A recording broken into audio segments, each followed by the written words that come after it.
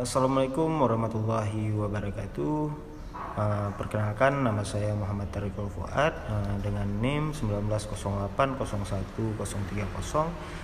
Video ini saya buat dengan tujuan untuk memenuhi tugas ujian akhir semester mata kuliah politik identitas dengan dosen pengampu Bapak Muhammad Talal.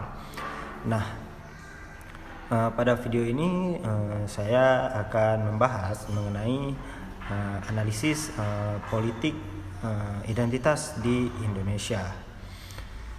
Nah, di Indonesia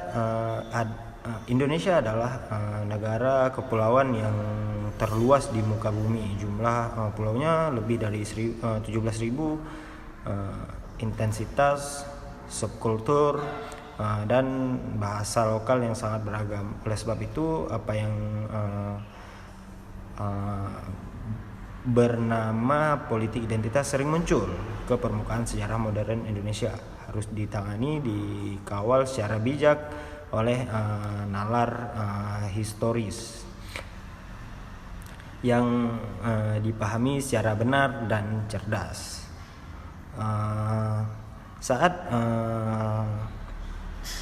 proklamasi, jumlah penduduk Indonesia adalah sekitar 70 juta. Sekarang di awal abad ke-21 sudah menjadi sekitar 250 juta. Membengkak lebih 3 kali lipat sejak 1945. Telah muncul sebagai bangsa terbesar keempat di dunia sesudah Cina, India, dan Amerika Serikat, dengan masyarakat yang terdiri dari beraneka ragam etnis, agama, dan budaya yang berbeda. Masyarakat Indonesia dapat saling menghargai dan toleransi antar perbedaan yang ada. Oleh karena itu perlu menganalisis terjadinya politik identitas di Indonesia.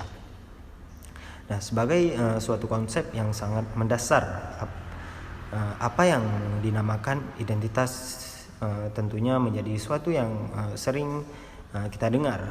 Terlebih lagi, ini merupakan konsep yang menjadi basis untuk pengenalan suatu hal. Kita akan mengenali sesuatu halnya itu kalau kita tahu identitasnya. Ini juga akan berarti bahwa kalau kita mengenali identitas sesuatu hal, maka kita akan memiliki pengetahuan akan suatu hal itu. Politik identitas adalah nama lain dari biopolitik dan politik perbedaan. Biopolitik mendasarkan diri pada perbedaan-perbedaan yang timbul dari perbedaan tubuh. Identitas menurut Jeffrey Wick adalah berkaitan dengan ideologi tentang persamaan dengan sejumlah orang dan apa yang membedakan seorang dengan yang lainnya.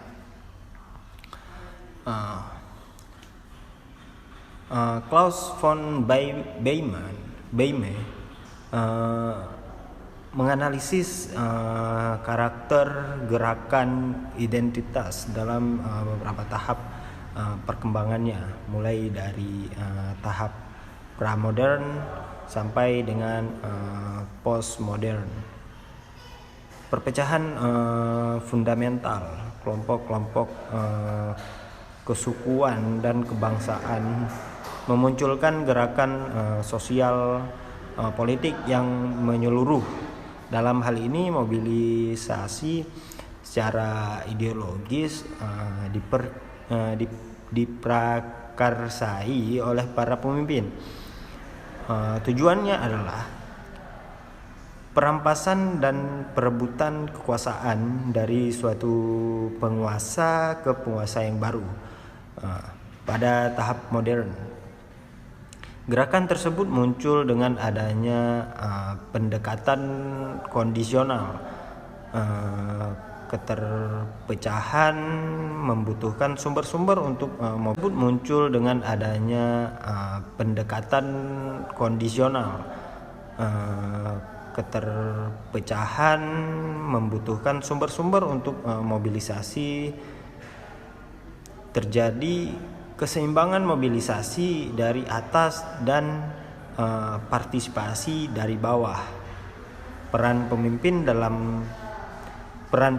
tidak lagi dominan dan tujuan akhirnya adalah pembagian kekuasaan. Kemudian pada perkembangan postmodern, munculnya gerakan-gerakan itu berasal dari dinamikanya sendiri. Proses muncul atas berbagai macam kesehatan individual, tidak ada satu kelompok atau pecahan yang dominan. Pola aksi dan kegiatannya berdasarkan kesadaran diri yang bersifat otonomi sebagai tujuan finalnya. Dalam politik identitas tentu saja ikatan kesukuan mendapat peranan penting. Ia menjadi simbol-simbol budaya yang potensial serta menjadi sumber kekuatan untuk aksi-aksi politik. Gerakan politik identitas pada dasarnya membangun kembali narasi besar yang prinsipnya mereka tolak dan membangun suatu teori yang mengendalikan faktor-faktor biologis sebagai penyusun perbedaan-perbedaan mendasar sebagai realitas kehidupannya. Dalam gerakan politik identitas ada suatu tendensi untuk membangun sistem apartheid terbalik. Ketika kekuasaan tidak dapat ditaklukkan dan pembagian kekuasaan tidak tercapai sebagai tujuan gerakan, pemisahan dan pengecualian diri diambil sebagai jalan keluar. Kelemahan dari gerakan politik identitas adalah upaya untuk menciptakan kelompok khusus. Sebagai contoh, dalam kontestasi Pilkada DKI terjadi sentimen politik identitas yang sangat kuat, di mana pribumi mengkhususkan diri dan menolak non-pribumi. Hal ini terkait dengan ketika kekuasaan tidak dapat ditaklukkan dan pembagian kekuasaan tidak tercapai sebagai tujuan gerakan. Pemisahan dan pengecualian diri diambil sebagai jalan keluar untuk menjatuhkan pasangan calon yang lain. Sedangkan hal positif yang dapat diambil dari politik identitas adalah ada upaya untuk tetap melestarikan nilai budaya yang menjadi ciri khas kelompok yang bersangkutan, sehingga penguatan akan budaya tidak akan luntur dan hilang. Penguatan identitas tersebut muncul apabila identitas yang dikonsepkan untuk mewadahi yang dirasa tidak dapat mewakili atau menyatukan kelompok-kelompok tersebut. Bahkan kekuatan kelompok tersebut menimbulkan juga ketegangan antar kelompok untuk memperoleh dominasi dari sebuah konsep yang akan dibangun. Penguatan identitas kelompok untuk menjadikannya sebagai dominasi dalam sebuah wadah atau bahkan keluar dari wadah tersebut sebagai politik identitas. Tujuan dari politik adalah mencapai kebaikan bersama. Maka dengan menggunakan politik identitas atau identitas politik, apabila pemerintahan yang dibangun atas dasar politik tersebut mampu mewujudkan kebaikan bersama, maka politik itu akan menjadi baik. Baiklah, demikian saja. Semoga video ini dapat bermanfaat bagi kita semua. Terima kasih. Assalamualaikum warahmatullahi wabarakatuh.